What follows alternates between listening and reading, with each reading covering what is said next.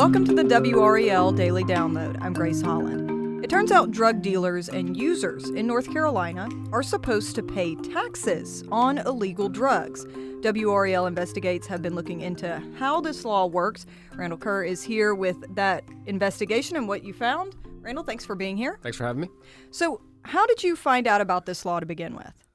We've known about the law for a while. I've done stories on it in the past, or a story in the past, just because it's something that kind of catches you off guard that the state actually has a tax on illegal drugs that it's expecting non-law-abiding citizens to follow. It's kind of ironic. So it's something we've known about for a while, but every time I look into it again, it always interests me. Right. And so what about now made you really want to look into it? Well, we routinely check. North Carolina has a system called e-courts that's opened up the courts in several counties. It's not statewide yet. And I routinely check it for criminal cases, search warrants, and the likes. But one thing I also check are any lawsuits filed by state departments. And I just happened to stumble upon some Department of Revenue lawsuits. And, a side story, I found a bunch of prominent athletes who owe pretty large tax bills in North Carolina because you're taxed like if you play a game here. So that's a story that's going to come down the road. But as I was going through all these Department of lawsuits, these liens, I found one involving a former Raleigh firefighter and his wife who were recently arrested in a major drug bust involving selling drugs in downtown and Glenwood South area. And when I pulled up, I just kind of, I was looking for people's names that I knew, and I was like, Nicholas Bannister, I know that name. And then I pulled it up, and I saw this huge tax bill. I was like, holy moly. And then I kept on scrolling, and there was his wife, Amanda. I pulled that up.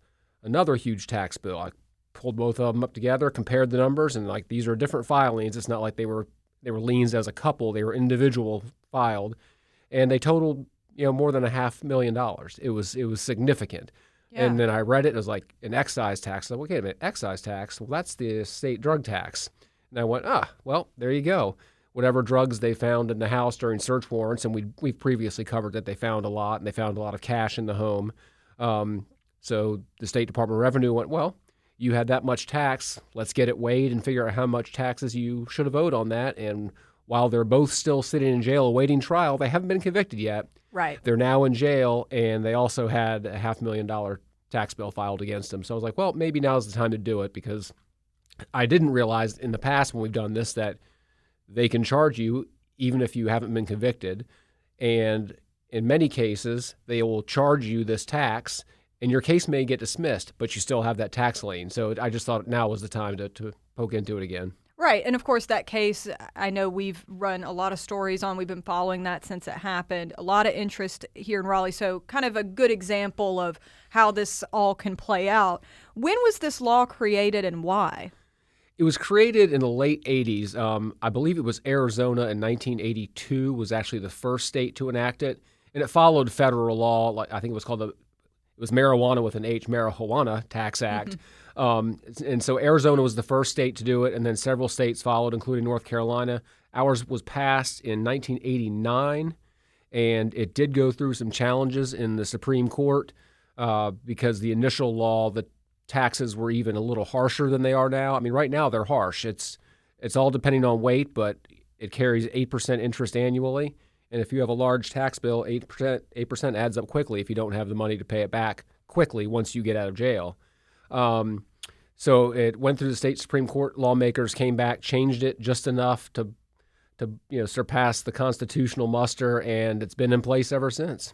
Okay. And you mentioned, when you saw that case here in Raleigh and it caught your eye, that it was the fact that that couple has not gone to trial yet, but these charges have already been filed.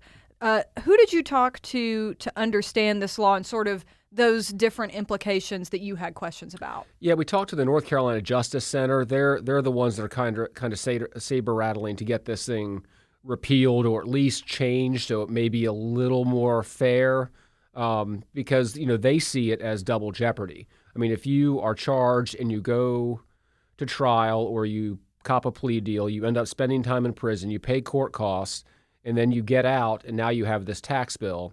And their argument is, like the case involving the firefighters isn't necessarily the best example of the law being unfair because it appears that they at least have some means to pay this back. I mean, those records showed that they've almost paid back about $400,000 of it.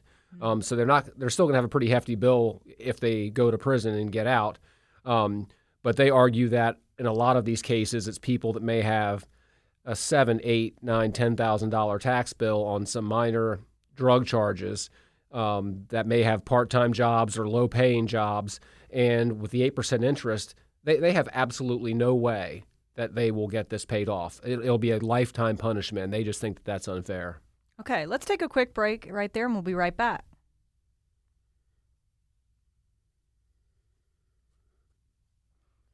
Rena, I want to talk for a minute about the enforcement of this law. I mean, the case that we've kind of been using for an example here with the firefighter here in Raleigh, that's a case where this person was suspected of doing this and is going through the court system on that. But, the first thing that comes into my mind when I think about taxing people for drugs that they're buying or selling, I mean, how do you ask people who are illegally selling these drugs in the first place to follow the law and pay taxes? Is it meant that way, or is it more of this retroactive kind of thing? Oh, it's certainly meant that way. I mean, that's how they'll sell the intent. Is it actually happening? I mean, the way the law is written is if you are a drug dealer or, as you mentioned, a drug user, but you have more than just a recreational amount. So we're not talking about, a dime bag of marijuana, something small. I mean, it has to be somewhat significant. Okay. But you're required to either go down to the State Department of Revenue, fill out a form that says, I have illegal drugs. This is how much I have in weight or in stamps. If they're, some of the drugs that come in stamps, or if they're pills, you pay by the unit. If it's illegal alcohol, you pay by the gallon. And you're supposed to fill this form out, pay your tax bill, and they'll give you stamps to affix to your drugs to show that taxes were paid on them. That's what the law says. What we found is last year, the state collected almost $10 million in illegal drug tax revenue. Pretty hefty amount of money. Not bad. How much do you think of that was actually in stamp sales? $30. 30. According to the request I made and the answer they gave me. $30 in tax stamps. And from what I can tell, most of those sales went to stamp collectors, not even drug dealers. So most of the money they're bringing in is retroactive based on criminal cases, that they're just monitoring court activity. And if there's a major drug bust, they go, ching, there's an opportunity for us to cash in, and then they go after it. Okay. And you mentioned that there is, before the break, that there is a push to get rid of this law because it could be seen as sort of double jeopardy.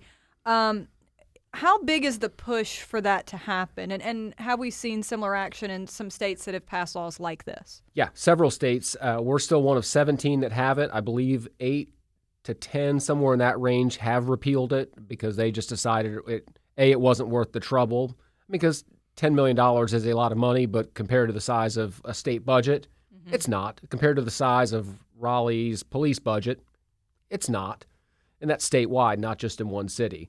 In recent years, there has been no action in the General Assembly to repeal this. The Justice Center hopes that by bringing this case and this issue back out into the light, that maybe someone will go, maybe it's time we rethink this, just because it doesn't get a lot of publicity. And frankly, most people, when they hear this, their first reaction is, are you kidding me? That's ridiculous. Yeah. So they hope that just getting this out there in the public and letting people hear the stories, that maybe they'll go, yeah, maybe it's time that, we take another look at this and tweak the law or get rid of it altogether. And what is the argument in support of it? Who kind of says we should keep doing this even if the revenue relatively isn't that big? Well, 75% of the money collected goes to the arresting law enforcement agency, investigating law enforcement agency. The other 25% goes to the state general fund.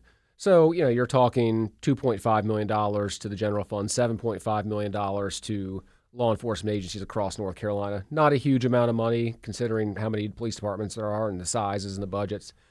But there's apprehension about the message that it would send just to say, oh, we're going to take away this funding source, no matter how small, we're going to take it away from law enforcement. And we all know how much the state likes its own money, so they don't want to take money from themselves if they don't have to. Okay. All right. Well, definitely an interesting topic. Thank you so much for talking to us, Randall. Thank you for listening to the WRAL Daily Download. Another great way to get WRAL news is the Morning Briefing newsletter. That's a daily email with Triangle news, events, and headlines to help you get ready for the day. Sign up at WRAL.com/newsletter.